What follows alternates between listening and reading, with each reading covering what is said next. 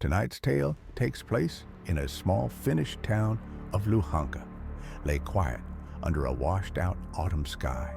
Old wooden houses stood crookedly along narrow lanes, their windows dark, even in daylight. In one of these houses lived Arna, a 9-year-old boy. Arna was small for his age, with pale skin and eyes that never quite seemed to focus on the present moment. Other children played soccer in the streets or rode bikes through puddles.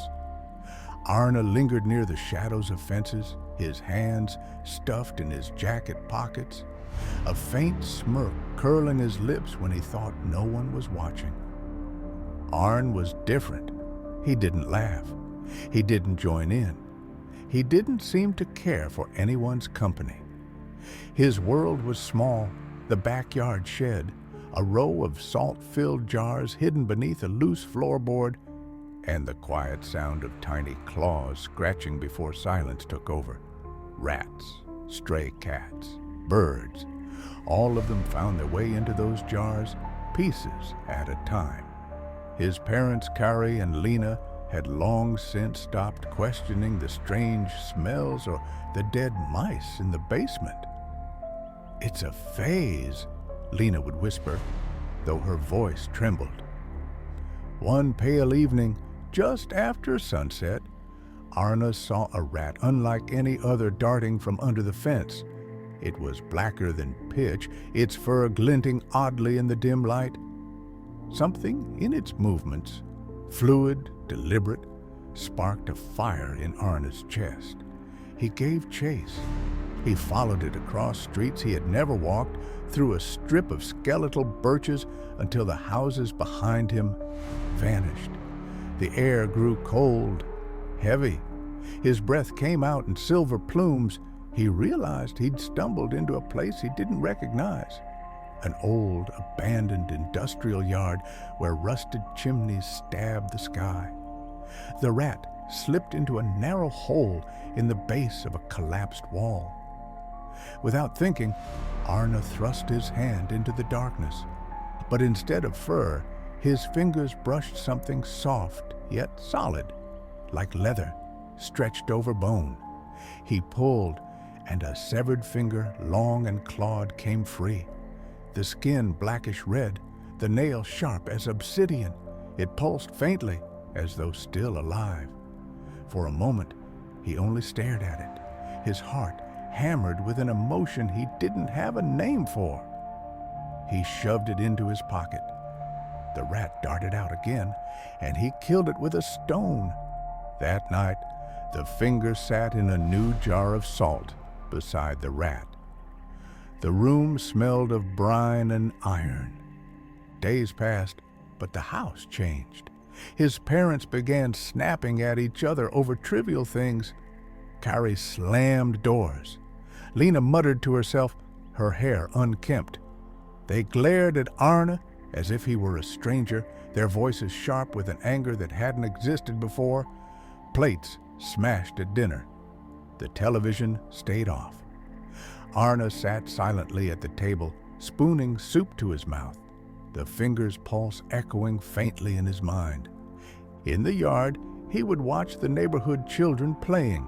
They saw him staring and began to shout insults. "Freak! Rat boy! Devil spawn!"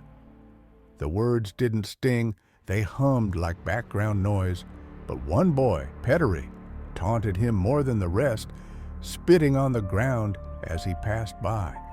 By then, Arna's thoughts had begun to twist.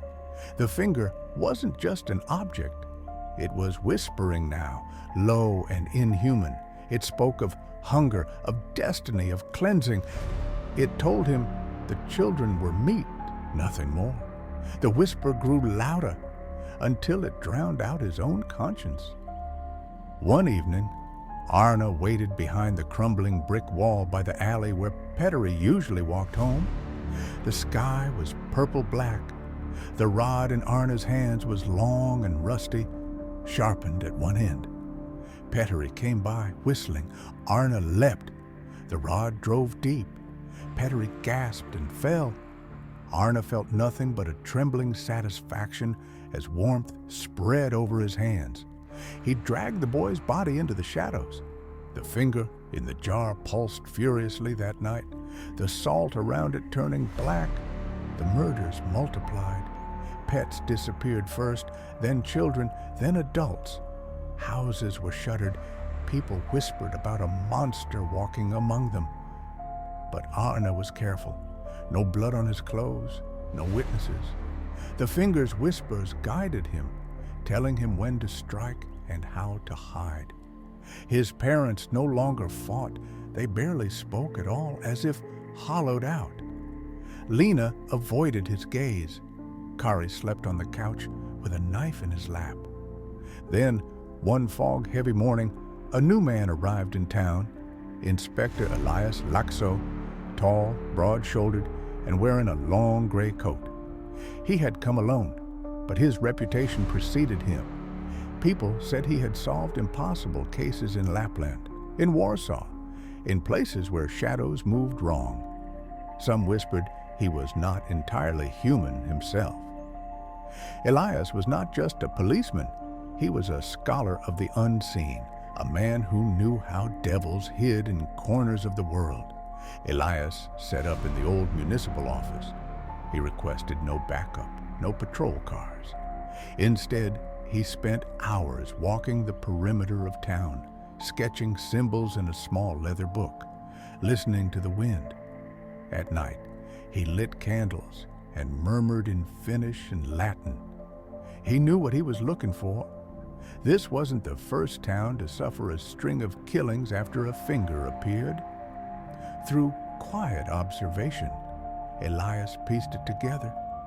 It didn't take much time for Elias to find the boy and his doings. Arna didn't bother hiding, not really.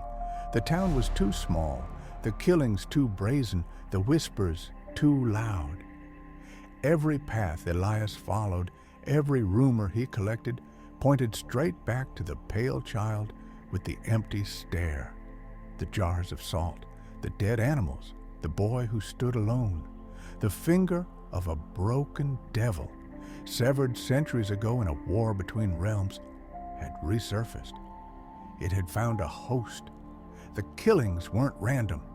They were offerings, feeding the fragment of hell inside the boy. The fog rolled in heavy, muffling the town into silence. Elias Laxo sat in the municipal office with candles flickering across his leather book. On the table were old case notes, sketches of mutilated bodies, maps of villages erased from history, reports written in different languages. Each had the same signature: unexplained killings, escalation, and whispers of a severed devil's finger. But as he compared notes, Elias frowned. In all previous cases, the host of the finger, usually a vagrant, a lonely drunk, a mentally fragile adult, deteriorated quickly. The body would rot, the mind collapse. The killings grow erratic until the host self-destructed.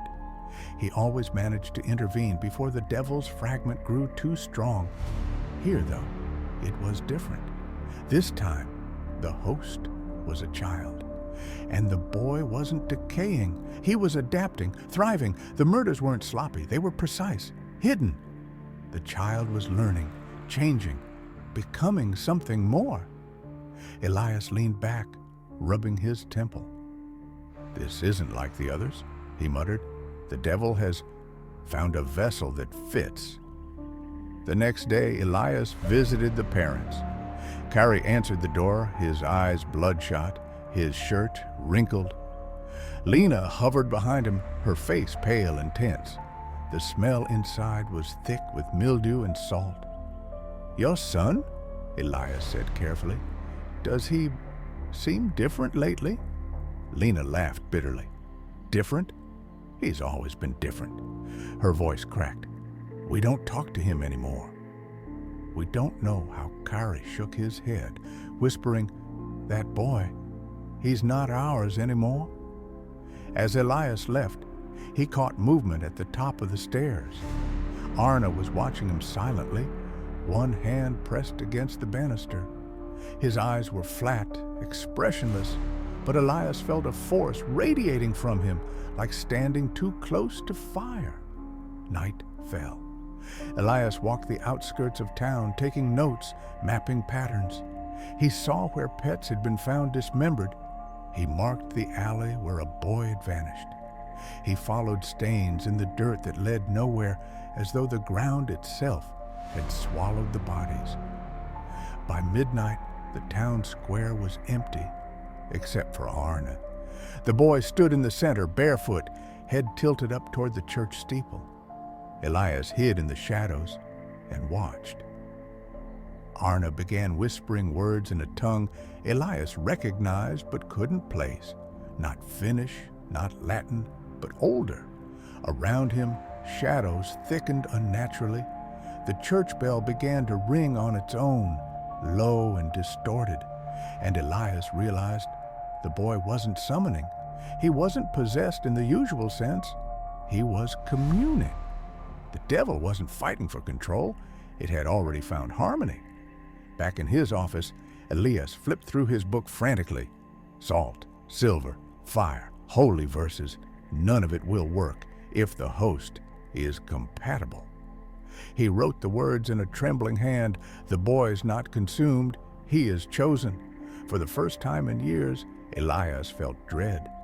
He was a hunter of the unseen, a man who had stared down horrors across continents, but never had he seen a child who did not resist, who did not burn under the devil's weight.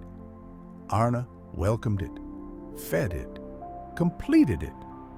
Elias tried to confront Arna again, cornering him in an alley where lamplight flickered. "You don't know what you're carrying," Elias said, voice firm. "That thing inside you will hollow you out. You'll stop being a boy." Arna's expression didn't change. He simply whispered. The lamppost above them flickered and burst, showering sparks. Arna didn't flinch. Elias raised his silver net, muttering an incantation. But the boy's gaze alone made his throat tighten. The words died in his chest, choked by an invisible grip. "You think you're hunting me?" Arna said softly. "But it's you who came when you were called." "It knew you would," Elias staggered back, clutching his chest as unseen hands pressed against his ribs. He stumbled away into the night, shaken. Over the next days, killings accelerated. Whole families vanished. Houses stood dark with doors ajar. The town turned into a husk. Elias tried every ritual he knew, from old Sami chants to Catholic exorcisms. None of it even slowed the boy. In one attempt, he broke into the family shed and smashed open the floorboards where Arna hid his jars. Inside, he found the salt jars, rats, cats, birds, and at the center, the jar containing the finger. Except now the salt was completely black, and the finger was growing. Segments of a hand had begun to form around it. Elias recoiled, realizing the truth. This wasn't just possession. This was reconstruction. The devil wasn't riding the boy. It was rebirthing through him. One stormy night, Elias sat by the church with his notebook, rain drenching the pages. He wrote his last entry. Everywhere else, the host has failed. But this boy, his blood, his nature, his sickness, makes him perfect. He is not resisting. He is aligning. I have no weapon for this. If he completes the hand, the devil will not only return, it will never leave again. As thunder rolled, he heard children screaming. He turned. Arna was walking down the street, barefoot, dragging a rod. Behind him followed shadows in the shape of people, dozens of them, flickering in and out like ghosts. The devil's hand was almost whole. Elias gripped his silver net, though he knew it was useless. "God help me," he whispered, "because no one else can." The boy looked at him through the rain and smiled. The next morning, the town was silent. Houses stood empty. Not even birds sang. In the municipal office, Elias's notebook lay open on the table, the last line written shakily across the page. This is no longer a haunting. This is an awakening. And somewhere, in a salt jar that no longer contained salt but blood, the hand flexed its fingers for the first time. If you survived this story, leave a like, so I know you're still here. Subscribe and share this, so others know what waits in the dark.